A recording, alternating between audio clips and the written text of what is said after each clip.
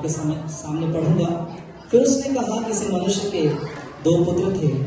उनमें से छोटे ने पिता से कहा कि हे पिता, संपत्ति में से जो भाग मेरा है वो मुझे दे दीजिए। उसने उनको अपनी संपत्ति बांट दी। पिताजी, अब मैं बड़ा हो गया हूँ। अब संपत्ति का मुझे आधा हिस्सा दे दे ताकि मैं उसमें आनंद मना सकूं। देखो बेटा, ये जो भी है सब कुछ तुम्हारा है, सारी चीज तुम्हारी है। मुझे अभी के अभी मेरी सारी संपत्ति दे दी जाए, जिससे मैं आनंद मनाऊं, खुशी मनाऊं और दुनिया की सैर करूं, विदेश जाऊं, अमेरिका जाऊं, कहीं भी मैं जा सकता हूं। कृपया मुझे मेरी संपत्ति बांट दे।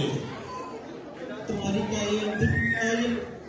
हाँ, मेरी यही अंतिम इच्छा है, जिसे मैं चाहता हूं कि मैं मगन हो जाऊं। यदि तुम ऐसा ही चाहते हो तो तुम्हारी इच्छा हम पूरी करते हैं। जाओ, ऐश करो। धन्यवाद।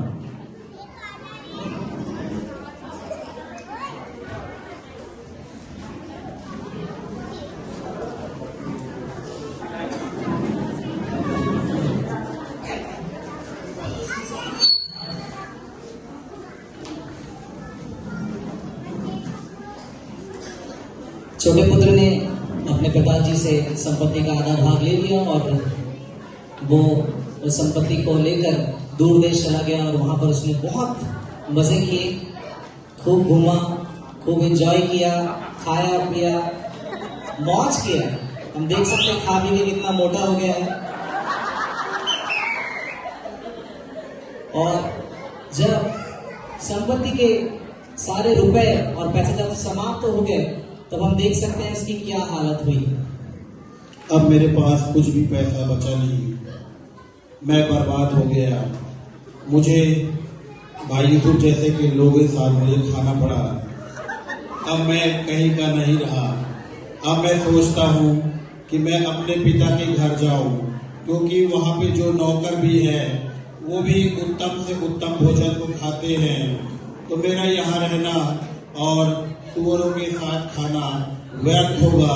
इसलिए अब मैं चाहता हूँ कि मैं अब जाऊँ अपने पिता के घर और जाकर वहाँ पे क्षमा मांगूं और उसके साथ रहूं। बहुत दिन हो गए हैं, मुझे अपने बेटे की याद आ रही है। काश वो दौड़ के आता, मैं उसको गले से लगा लेता। काश वो आ जाता। पिता, ऐसा कर कि मेरे बेटे को बुद्धि आए कि वो अपने आपे में आए और पश्चाताप करे कि मैं उसको कबूल करूं। हे पिता, मेरी प्रार्थना को सुन। कहाँ है मेरा बेटा? शायद वो कहीं आ रहा होगा। अरे मेरे बेटा, रे पिताजी, पिताजी।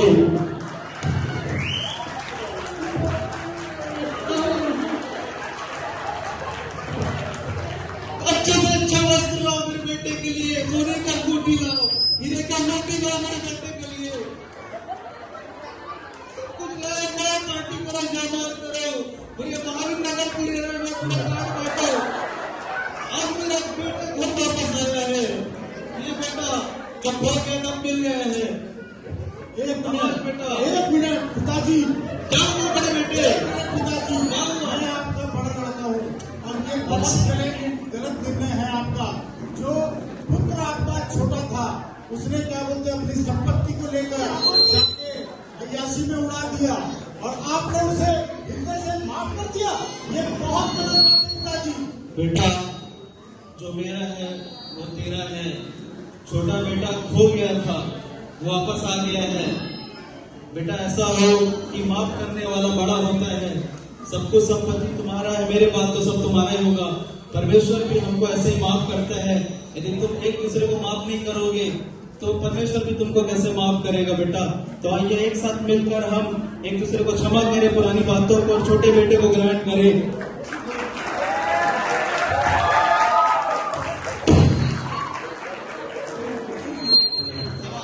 बस आप धन्यवाद, धन्यवाद।